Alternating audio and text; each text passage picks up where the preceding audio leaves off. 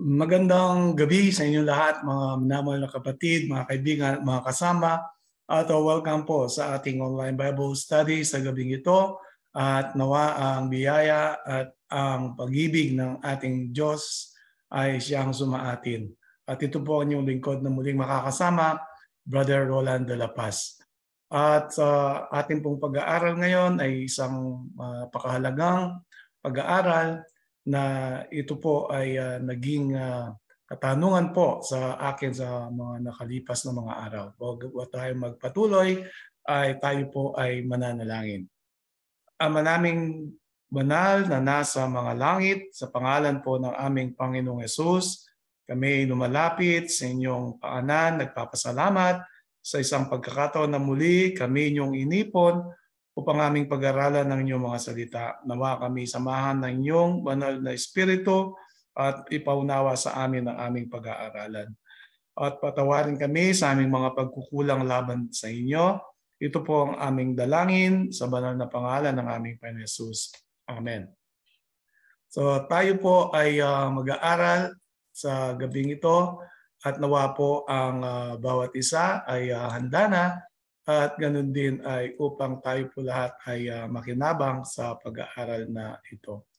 So nawa ay samahan tayo ng Espiritu ng Diyos upang tayo po ay makapag-aral. So yan, atin na pong umpisahan ang ating pag-aaral at ito nga po ay pinamagatan po na Israel then and now. So tayo po ay nawa ay handa na upang ito po ay ating pagbulay-bulayan at ating pag-aralan at maging updated po tayo sa mga panahong kasalukuyan, sa mga mangyayari o kaganapan na nangyayari po sa buong sanlibutan. So muli ang ating pong topic ay Israel then and now, topic 239. Yan po, no? So tayo po ay nawa ay samahan ng ating Panginoon upang ating pong maunawaang malubusan ang pag-aaral na ito. So ang topic po na ito ay isang katanungan na isang kaibigan at mga kaibigan na dahil sa mga pangyayari sa panahon po natin ngayon, may mga giyera sa Ukraine, sa Russia, ngayon po ay nasa Israel o sa Gaza Strip. Sabi nila ay tiyak ay mananalo ang Israel kasi ayan ay chosen people of God. So ito po ang purpose natin, layunin. Bakit natin ito pag-aaralan ngayon?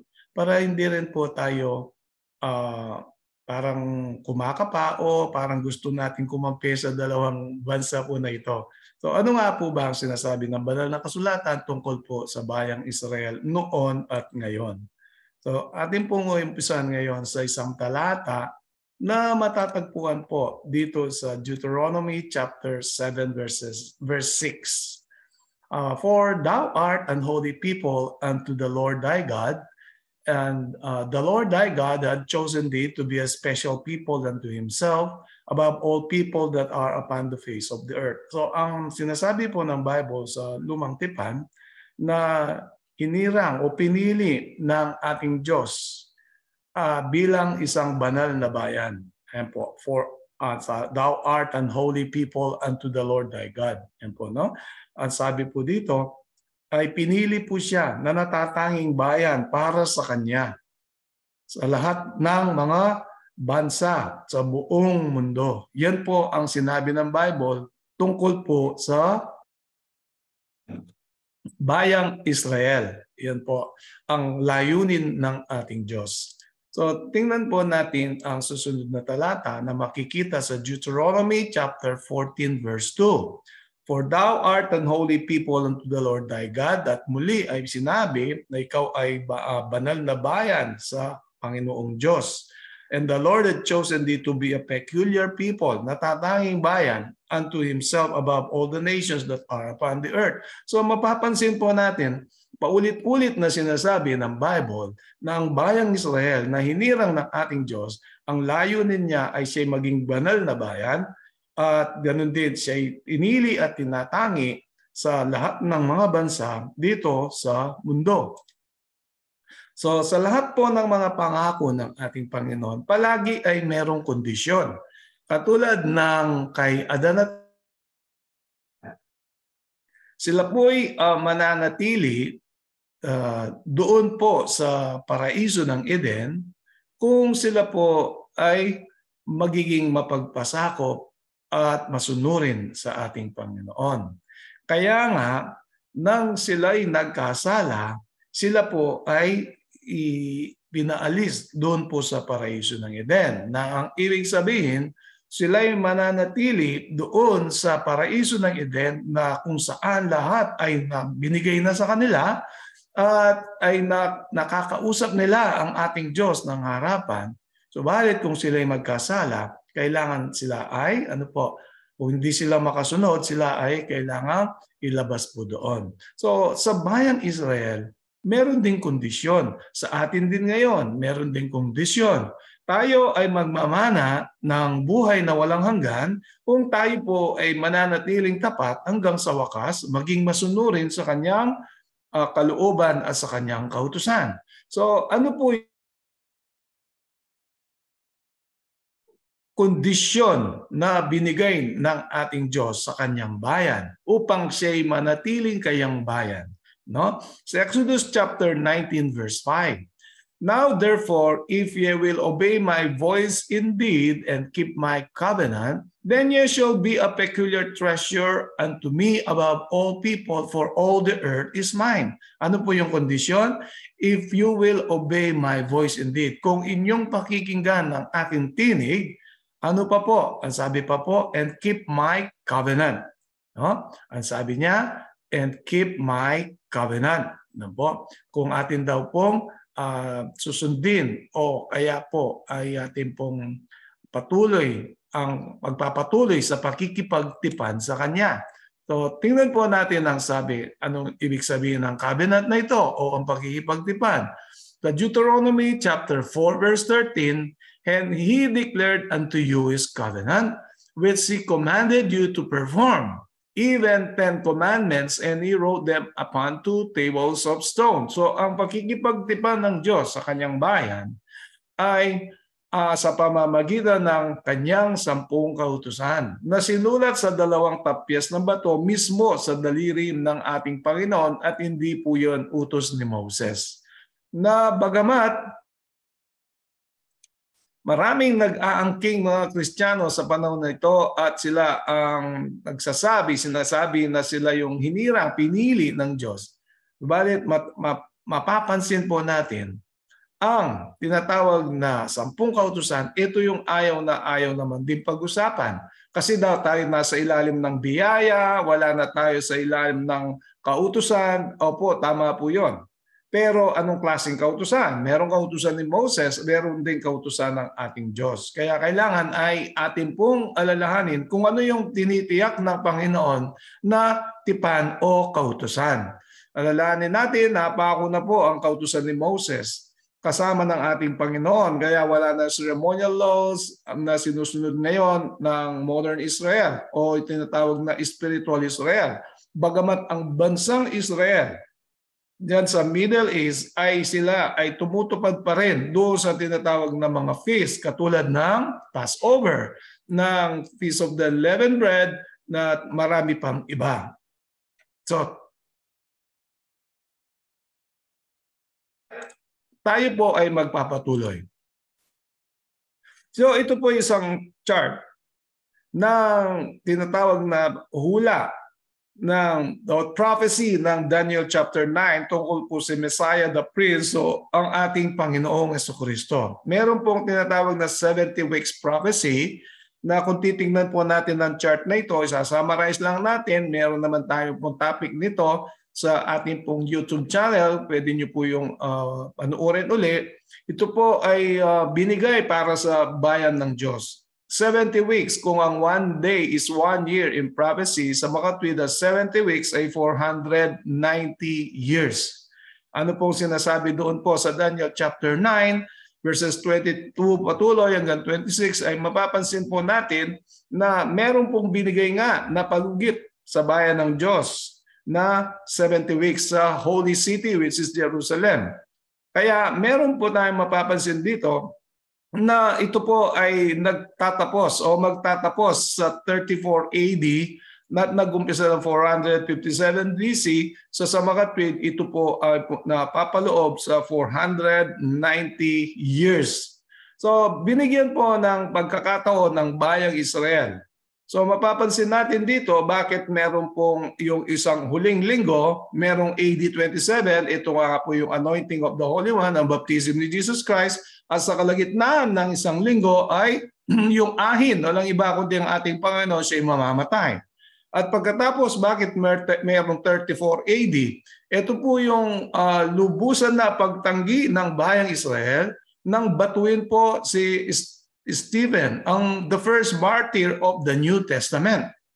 Kaya ito po yung tinatawag na total rejection of Israel to the Messiah, the Prince. Kaya nga po, pagkatapos ng 34 AD, anong nangyari, ay kanyang ibinahagi ng ating Diyos sa pamamagitan ni Pablo ang pabalita sa mga hentil. So, sabi nga po ni Pablo, walang Grego, walang Hudyo sa kaligtasan. Tinanggal yung barrier. Kung pansinin po natin ang Matthew chapter 10, nang binigyan po ng tinatawag na kapamalaan o komisyon ng ating Diyos, ang ating Panginoong Yesus, ang kanyang mga tinatawag na apostoles or 12 disciples, ang sinabi po doon, sabi, huwag kang pupunta sa mga Samaritano. Subalit, sabi, but go rather to the lost sheep of Israel. Dito sa bayang Israel, ang mga nawawalang tupa, sila ang bigyan nyo ng pabalita. Bakit po? Kasi merong palugit nga ang 70 weeks or 490 years para sa kanyang bayan. So tuloy po tayo sa ating pag-aaral. Dito po sa Matthew chapter 11 verse 23, mismo ang ating Panginoon Jesucristo ang nagsabi, and thou Capernaum. Ito po ay tumutukoy po sa bayang Israel na ang Capernaum, doon po siya. At sabi po dito, which art exalted unto heaven, shall be brought down to hell. For if the mighty works which have been done in thee had been done in Sodom, it would have remained until this day. So ito yung sinabi mismo ng ating Panginoon na tumutukoy sa kanyang bayan. Hinirang, pinili na sana siya maging holy people na banal na bansa o bayan. Ito po ang nangyari. At alam naman po natin, pinili ng bayang Israel si Barabas kaysa sa ating Panginoon. Siya'y pinako, hindi tinanggap bilang Messiah. Hindi siya tinanggap bilang tagapagligtas. Pupunta ka sa bayang Israel ngayon, ay kilala kaya nila si Jesus Christ na namatay sa krus ng Kalbaryo? Kung ating pong pag-uusapan ang Judaism, maaari nyo pong tanungin, maaari kayong mag-research, hindi po kinilala ng bansang Israel ang ating Panginoon bilang Messiah. He was rejected, he was despised. Hindi po siya tinanggap. So tingnan po natin ngayon, ito ang mapa ng Israel ng panahon po at ng Judah ng panahon ni Isaiah. So mapapansin po natin kung titingnan nyo rin ang mapa sa panahong kasalukuyan, sa bandang kalunuran or west, andyan po yung Mediterranean Sea. At mapapansin po natin dito yung unang Israel o Judah, na sa una Israel lang po yan, noong panahon po ni Solomon, ay hinati po yan ng ating Panginoon. Sa panahon ni Rehoboam na anak ni Solomon at ni Jeroboam, at 10 northern tribes at 2 southern tribes. No, yun pong ay Benjamin at kay Judah, yun po ang natira bilang bayan ng Diyos kay Rehoboam na anak po ni Solomon. At yung 10 northern tribes ay hindi na po yan nakabalik. No, nawala na pong lubusan kung ating pag-aaralan o pag-uusapan ang kasaysayan po ng bayang Israel. So mapapansin po natin in relation to the Israel as a nation at the present time, yung mapa ay hawig na hawig ang kanyang location at ang kanyang tinatawag na land area. Bagamat hindi po natin masabi na eksakto hawig na hawig po. So ito naman po ang Palestine in the time of Christ. So Palestine ang tawag sa kanya, Israel ang tawag din sa kanya nung panahon po na yon. So isa pa pong mapa na gusto kong ipakita po sa inyo kung paano itong mapa na ito i-relate natin sa panahon natin. Andyan pa po yung Gaza Strip, andyan pa po yung tinatawag na Golan Heights compared po sa panahon natin ngayon. At yung tinatawag na West Bank na yun po ang East Jerusalem. So ang Jerusalem, alam natin, dyan po itinayo ang templo. No? Ng panahon ni Jesus Christ, doon sila sumasamba lahat ng mananampalataya o mananambang. At doon po nila ginaganap ang mga seremonyas, lalo na yung mga feast o kapistahan ng Passover, no? At unleavened bread, tabernacles, at marami pa pong iba. So tayo ay magpapatuloy. Ito po ay ayon sa kasaysayan. I-research nyo po, pwede nyo rin pong hanapin sa mga encyclopedia o kaya po sa i-google po ninyo. The state of Israel is a country in West Asia. It is bordered by Lebanon to the north, by Syria to the northeast, by Jordan to the east, by the Red Sea to the south, by Egypt to the southwest, by the Mediterranean Sea to the west, and by the Palestinian territories, the West Bank along the east and Gaza Strip along the southwest. So ito po ay yung pinapakita nating mapa kanina. Ito nga po yung tinutukoy. No, malapit na malapit po dyan, bagamat maraming mga mapa na tayo ay pinakita para po ay may kumpara lang po natin. No? So, tayo po ay magpapatuloy. So, Tel Aviv, ito po yung capital niya na noong panahon na una ay Jerusalem nga. No? Kaya nga tinawag siyang Holy City. Doon po lahat pupunta ang mga tao ng panahon ni Jesus Christ. So Tel Aviv is the financial, economic, and technological center of the country. While its seat of the government is in its proclaimed capital of Jerusalem, yan po, yan, although Israeli sovereignty over East Jerusalem is unrecognized internationally. So ang Jerusalem sa panahon natin ngayon, meron siyang East Jerusalem na tinutukoy po na ito ay hiwalay diyan sa tinatawag na mapa natin kanina ng bayang Israel o ng Palestine nung panahon po ni Jesus Christ. So ito po yung flag ngayon. Noon ay maraming flags ang 12 tribes of Israel. So the national flag of the state of Israel was adopted on October 28, 1948. Yan po ang nakikita nating bandera na yan o watawat. 5 months after the establishment of the state, it depicts a blue hexagram on a white background between two horizontal blue stripes. So ito pong bandila, watawat na ito, or national flag of the state of Israel, kailan daw po siya nag-umpisang ginamit? Noong October 28, 1948. Yan. So, ito po yung Israel sa panahon natin ngayon, ang bayang Israel. So ito po yung description kanina. So mapapansin niyo po, at ito po yung West Bank na merong star. No? Merong Tel Aviv po, nandiyan yung pumbilog na itim. So mapapansin po natin dito, merong nakasulat na Palestine na nakaturo po sa Gaza Strip at ganoon din sa West Bank. At ganun din sa bandang taas, malapit sa Syria at Lebanon na Golan Heights. Yan po ang tinatawag na Palestine ngayon na hiwalay dyan po sa bayang Israel. Dito po geographically tinatawag natin sa mapa o ang location, ganyan po siya ngayon. So hiwa-hiwalay ang Palestine sa mapa, Gaza Strip, West Bank at Golan Heights. So tingnan natin ang kasaysayan ayon po sa encyclopedia. So the history of Israel covers an area of the southern Lebanon also known as Canaan, Palestine, or the Holy Land. So pag sinabing Canaan, ito po yung promised land na iniutos ng ating Diyos kay Abraham na taga-Ur na puntahan niya po ang Kanaan dahil yun ang promised land. So ito rin po ang Israel sa kasaysayan o Palestine or the Holy Land. Ayan po, which is the geographical location of the modern states of Israel and Palestine. So yan po, historically, yan po ang Canaan, the promised land. So yan din po ang Palestine or the Holy Land na ito nga ang sinabing Israel and Palestine. So Israel in the time of Jesus, ito po yung mapa nung panahon ni Jesus Christ mismo na yan po ay buo pa na Israel. So ngayon, gusto ko pong ibalik tanawin natin dahil pinag-uusapan natin ng kasaysayan doon sa rebulto o imahin na napanaginipan ni Nebuchadnezzar sa Daniel chapter 2, 31 to the verses 31 to 45.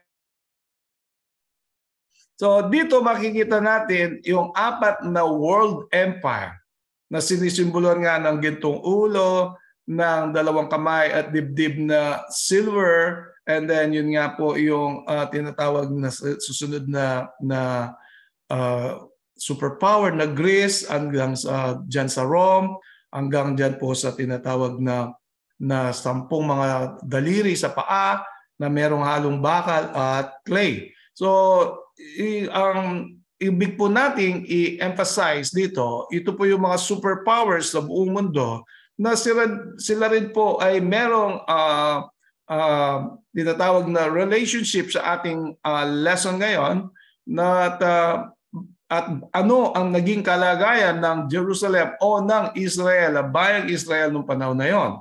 Na nung panahon ni Nebuchadnezzar ay sinalakay ang Israel na nasira nga ang templo na itinayo po ni Solomon. At pagkatapos po, andyan yung Medo-Persia, andyan ang Greece, andyan ang Rome, na nung panahon ni Jesus Christ, ang Israel ay nasa ilalim ng kapangyarihan ng Roman Empire. Yan. So, sa makatwid, gawa tayo ng konting kasaysayan. So ito po yung kasaysayan nga, Babylonian Empire, Medo-Persia, Greece, and Roman.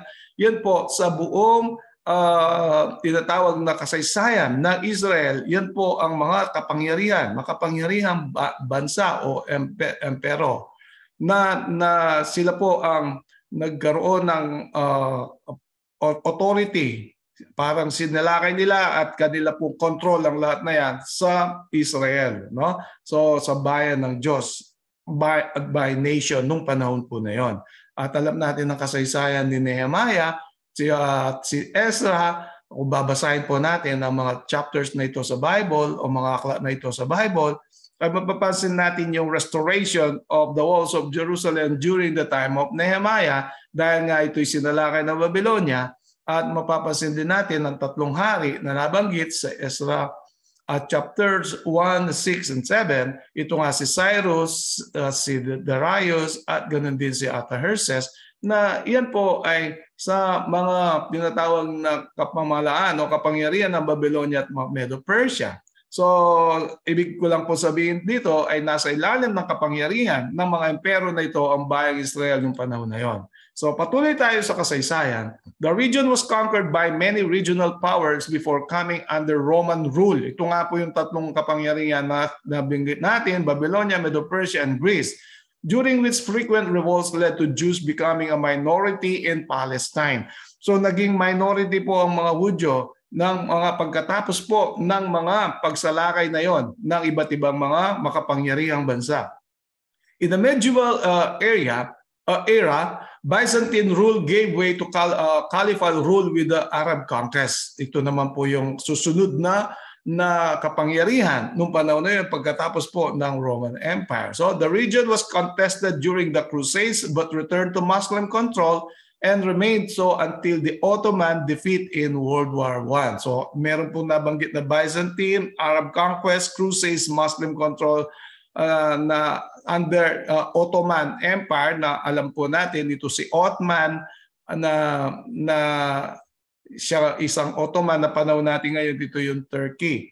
So patuloy po tayo. After that, it was placed under British mandate. So pagkatapos po ng fall of Ottoman Empire at umabot po sa panahon na nasa ilalim sila ng kapangyarihan ng Britain. Yan po, by the League of Nations.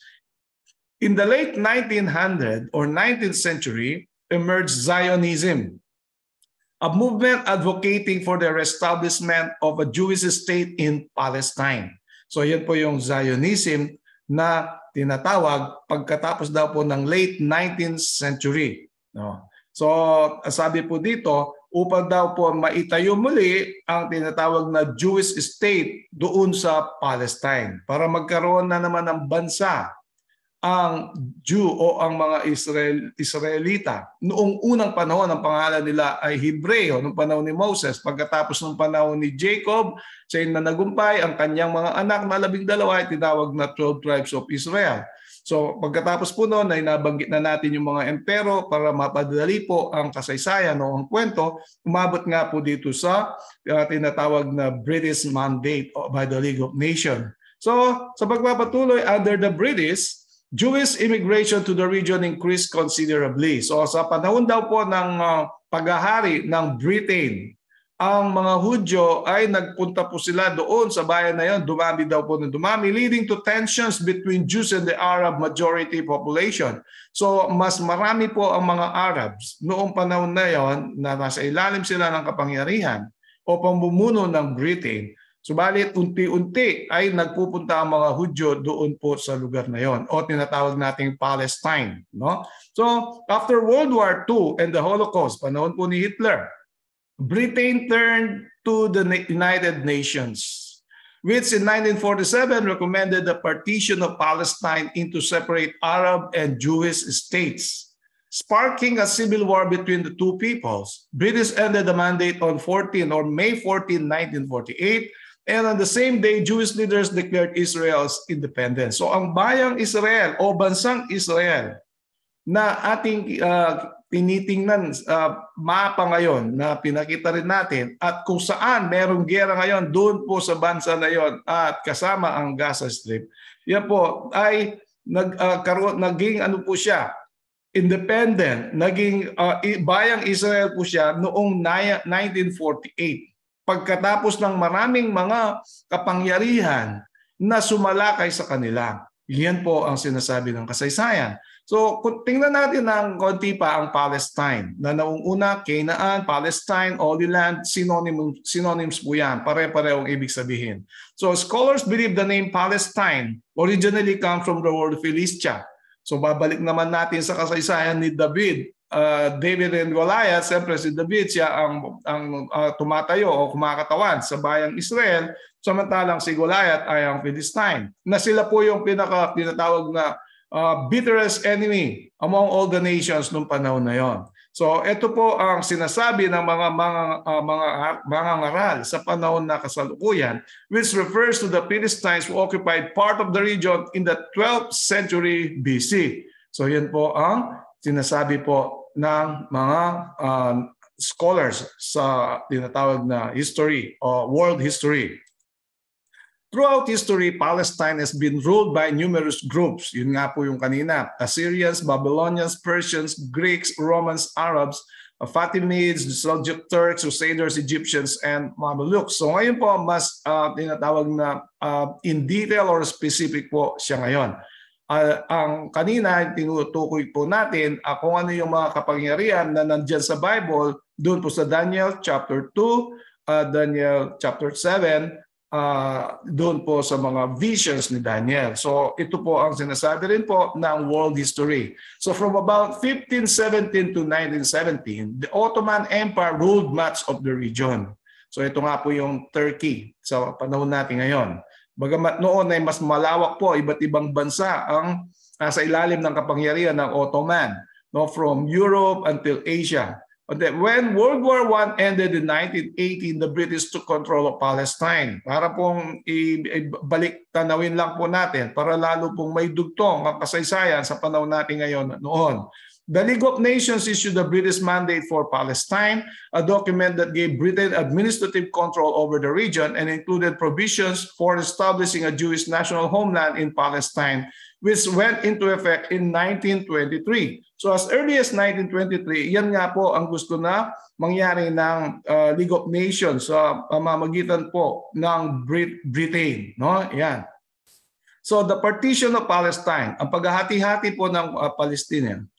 In 1947, after more than 2 decades of British rule, the United Nations proposed a plan to partition Palestine into 2 sections, an independent Jewish state and an independent Arab state. So 1947 daw ay meron ng ideya o panukala na gawing dalawa itong Palestine. Ito nga po ang Jewish state o mga Hudyo na tinatawag po nating Israel ngayon, at ito pong mga Arab state na tinatawag naman din po na Palestine sa kasalukuyan.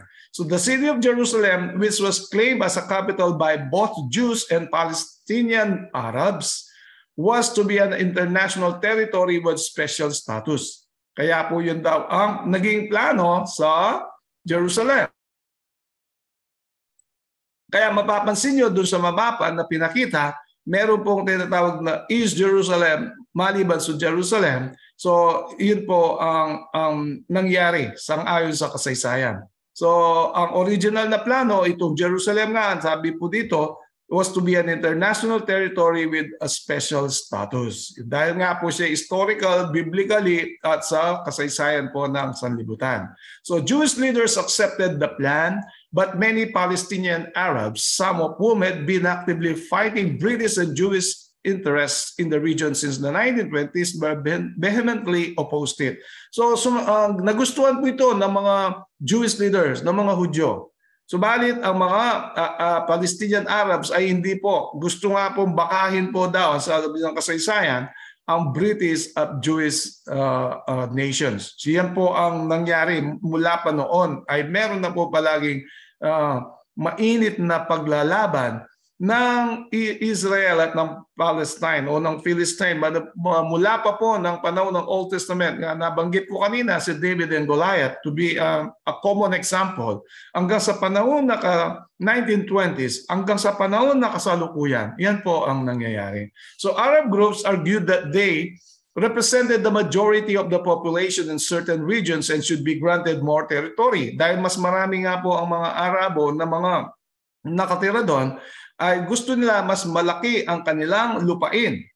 They began to form volunteer armies throughout Palestine. So gumawa sila ngayon po ng tinatawag na mga sandatahang lakas o yung mga private armies, voluntary armies ang nabanggit po dito, volunteer armies. So Israel becomes a state. So siyang Israel ngayon ay pag-usapan natin paano siya naging state or bansa sa panahong kasalukuyan. In May 1948, less than a year after the partition plan for Palestine, ito nga yung nag-usapan natin 1947 kanina lang, was introduced. Britain withdrew from Palestine and Israel declared itself an independent state, implying a willingness to implement the partition plan. So yun po ang sinasabi po dito, no? Kaya ano daw po? Less than a year, no? Pagkatapos ng tinatawag na plano na gawing dalawa nga, no? Yun nga ang Jewish at Arab state doon sa Palestine, no? Ito nga pong nangyari. Ang sabi po dito, implying a willingness to implement the partition plan. Yan. Umalis na ngayon po yung Britain, no? Dahil sila ang unang na sang-ayon sa ating pinag-aaralan at nasa ilalim sila ng control ng Britain. So noong 1948 ay umalis na siya. Kaya ano pong nangyari? Withdrew from Palestine and Israel at naging independent state nga po itong Israel. Yan. No? So almost immediately, neighboring Arab armies moved in to prevent the establishment of the Israeli state. So ito pong mga Arab armies na pinapaikutan. Diyan po sa adjacent countries po ng Israel, puro mga Arabs po yan. Mula Jordan nga na nabanggit kanina, Syria, at sa bandang baba ay Egypt. Yan po. No? So sabi po, nagkaisa po yun, neighboring Arab armies ay pinigilan. Sinikap nila na pigilan po na magkaroon ng bansang Israel. 1948 Arab-Israeli War that ensued involved Israel and 5 Arab nations. Ayan po, Jordan, Iraq, Syria, Egypt, and Lebanon. By the war's end in July 1949, ayan po, Israel controlled more than 2/3 of the former British Mandate, while Jordan took control of the West Bank and Egypt took control of the Gaza Strip. So sa madaling salita, noong 1948, nagkaroon nga ng giyera mga Arabo o Arab states laban sa Israel, 5 bansang binanggit, Jordan, Iraq, Syria, Egypt, and Lebanon. Ano po ang naging resulta? Ang naging resulta po ay lalong lumawak ang territory o sinasakupan po ng Israel sa mga tweet ay siya po ay parang naging advantage, no? Naging lamang po siya doon po sa giyera. So doon po nahiwalay yung West Bank at saka po yung Gaza Strip, no? Na magkalayo po yan kung ating papansinin yung mapa kanina. And then sa northern part of West Bank, andyan po yung Golan Heights. So Golan Heights, West Bank at Gaza Strip, yan po ang naging tirahan po ng mga Palestinians o Palestinians sa panahon pong kasalukuyan. So ito po, yan ang pinakamapa. Nasa kulay na yellow, Gaza Strip, dito po sa bandang Egypt, sa southwest. Andito po sa bandang east, West Bank nga, kaya merong East Jerusalem, maliban sa Jerusalem. And then sa bandang taas po dyan ay meron pong Golan Heights. No? So yan po ang state of Palestine sa panahong kasalukuyan. Yan po ngayon dito, makikita natin yung kulay na pink. Yan po ang Palestine sa panahong kasalukuyan. Sa muli, bandang Syria, yan po yung Golan Heights. And then ito po sa bandang Jordan nga, ito yung West Bank. At dito sa bandang Egypt sa Mediterranean Sea ay yung Gaza Strip kung saan nangyayari po ang kaguluhan sa panahong kasalukuyan. Yan po ang ating masasabi sa kasaysayan. So, ito po yung isang mapa o mapa ng disappearing Palestine. Ito po ang Palestine, originally ayan pong green shade. Noong 1946, ganyan po siya kalaki. Nandiyan yung UK plan in 1947 o yung British Mandate kanina, ay yan po ang green, yan po ang tinatawag na Palestine. And the white shade, yan ang Israel. Noong 1949 hanggang 1967, ito nga po yung naging giyera, almost 2/3 nga po ang nasakop ng Israel, ganyan po siya. No? Ngayon 2012, halos ganyan na po sa bandang kanan, ganyan na po ang itsura po ng Palestine. So sa muli, yung Gaza Strip, yung West Bank at saka po yung Golan Heights. Yan na lang po natitira. Mas malaki na po ang sinasakupan ng bayang Israel sa original na mapa ng tinatawag nating Palestine.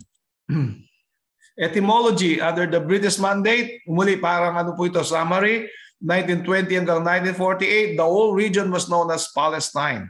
Upon independence in 1948, the controlled country formally adopted the name State of Israel.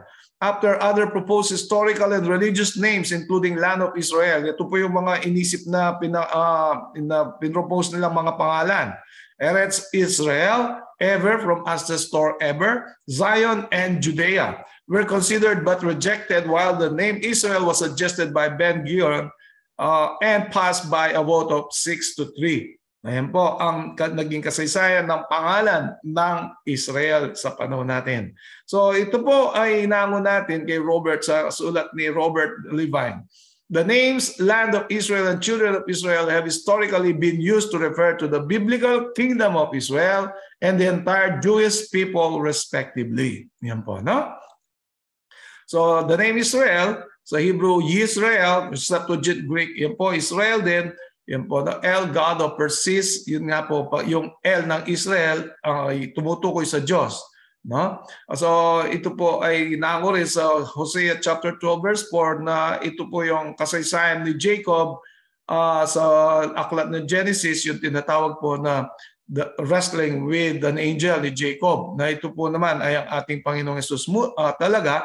At tinawag na overcomer si Jacob, kaya tinawag po siyang Israel. Ang Jacob, ng pangalan na Jacob, ay mandaraya o usurper at na siya'y managumpay sa pamamagitan ng pagpapakumbaba, paggayag ng kanyang kasalanan sa ating Panginoon, ay tinawag siyang overcomer o Israel. Diyan po ang kasaysayan mula sa banal na kasulatan, ang pangalang Israel. Kaya merong 12 tribes. Ano po? And then sabi po dito, was given the name after he successfully wrestled with the angel of the Lord. Yan. Jacob's 12 sons became the ancestors of the Israelites, also known as 12 tribes of Israel or children of Israel. Mababasa po natin yan sa Genesis chapter 49. Jacob and his sons have lived in Canaan but were forced by famine to go into Egypt for 4 generations. Ito na po yung panahon ni Joseph na nandyan po siya sa Egypt dahil binenta siya ng kanyang mga kapatid sa mga Ishmaelites.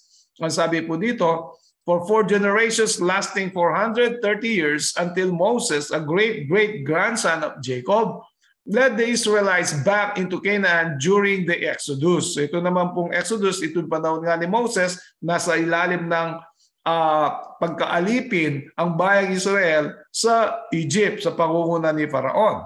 So, naging tinatawag na parang manlalakbay ang bayang Israel. Ito rin ang sinasabi sa atin ngayon, tayo manlalakbay patungo sa makalangit na Kanaan. Hindi na po dito sa makalupang Kanaan. So balik po tayo sa kasaysayan. The earliest known archaeological artifact to mention the word Israel as a collective is the Merneptah stele of ancient Egypt dated to the late 13th century. Ayan po, no? Before Christ. So prophecy on war. So tayo po minsan na inisip, ay mananalo yung bayang Israel sa giyera ngayon kasi yan ay hinirang. Pero ano ba sinasabi po ng Bible tungkol po sa giyera?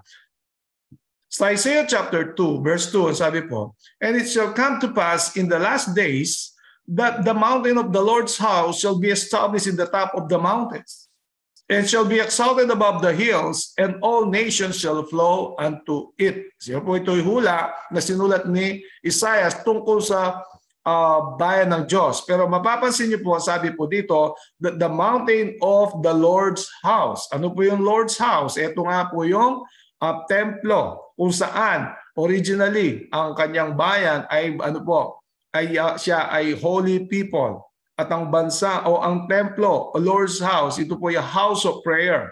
Ito daw po ay itatayo sa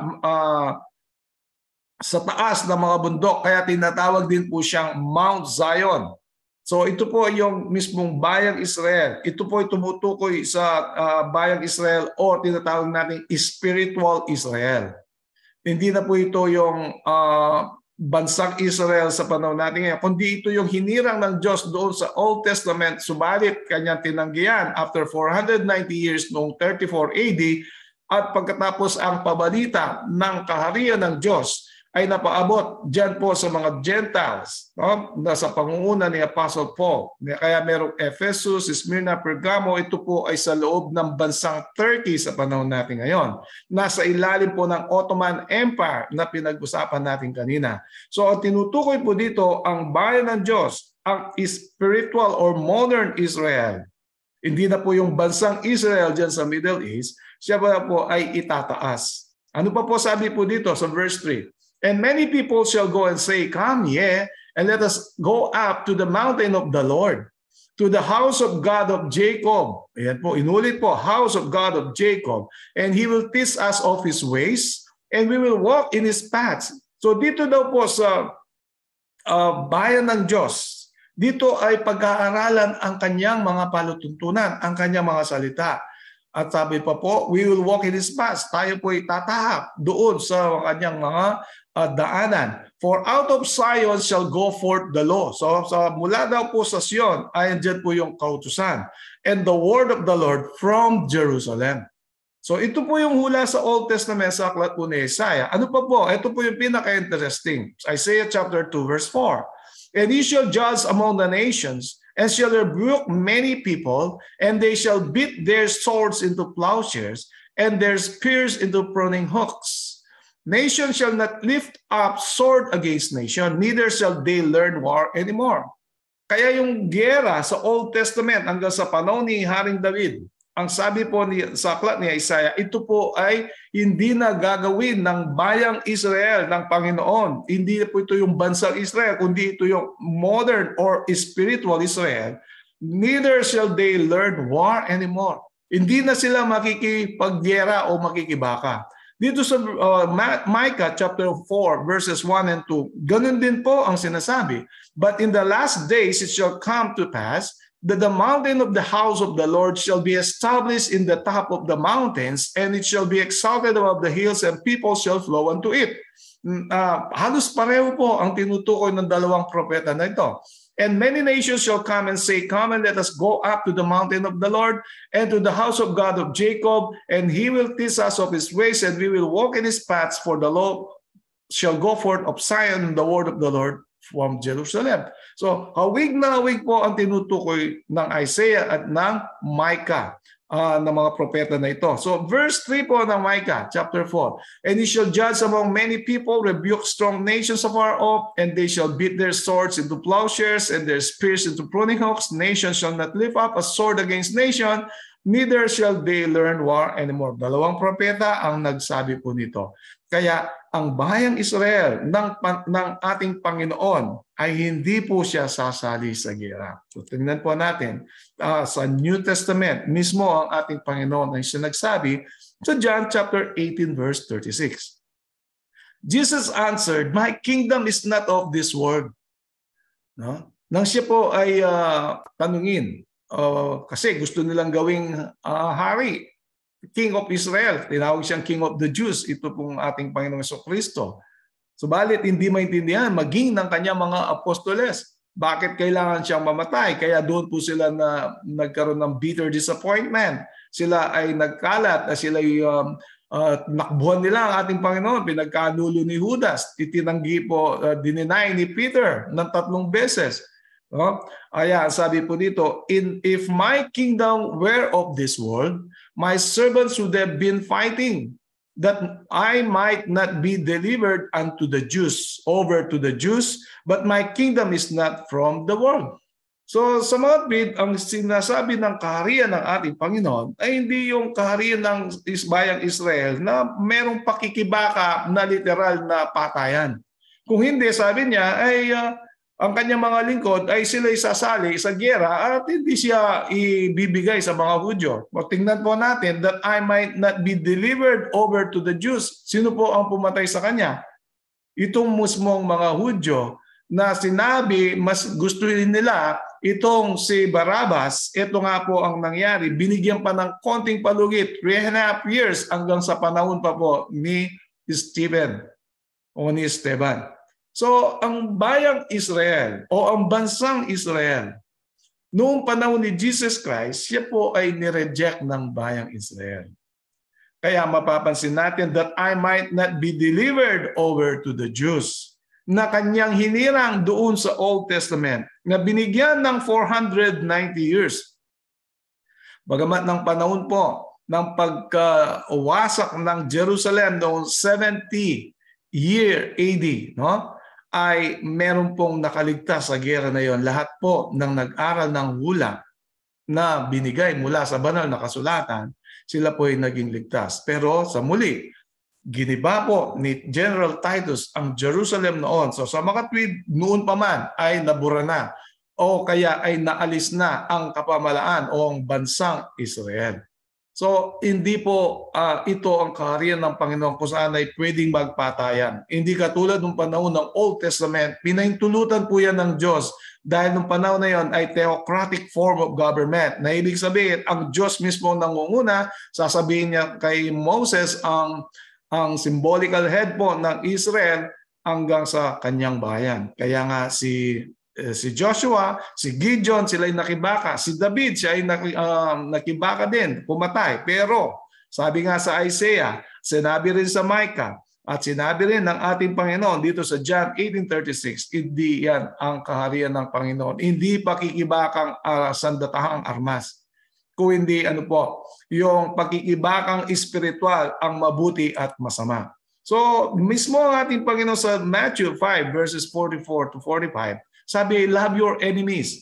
Bless them that curse you. Do good to them that hate you. and pray for them which despitefully use you and persecute you, that ye may be the children of your Father which is in heaven.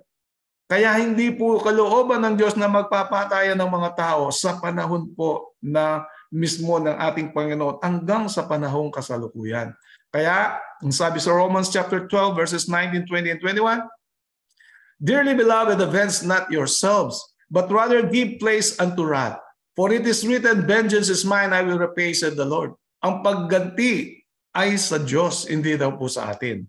Verse 20, Therefore, if thine enemy hunger, feed him. If he thirst, give him drink. For in so doing, thou shalt heap coals of fire on his head. Be not overcome of evil, but overcome evil with good. Ito po ang gusto ng ating Panginoon sa modern or spiritual Israel.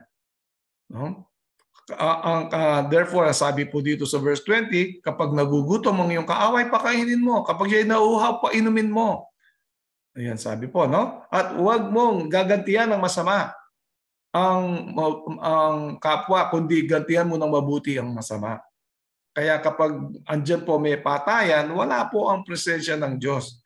Ang gusto ng ating Panginoon, ipagkatiwala ang pagiganti sa Kanya. At tiyak at tayo po iingatan at ililigtas. So dito sa 1 Peter chapter 2 verse 9, many years after the death of our Lord Jesus Christ, ano ang sinabi ng Espiritu ng Diyos at naisulat ni Pedro po ito? Ano ba ang pinakabayan ng Diyos? O sabihin na natin modern Israel.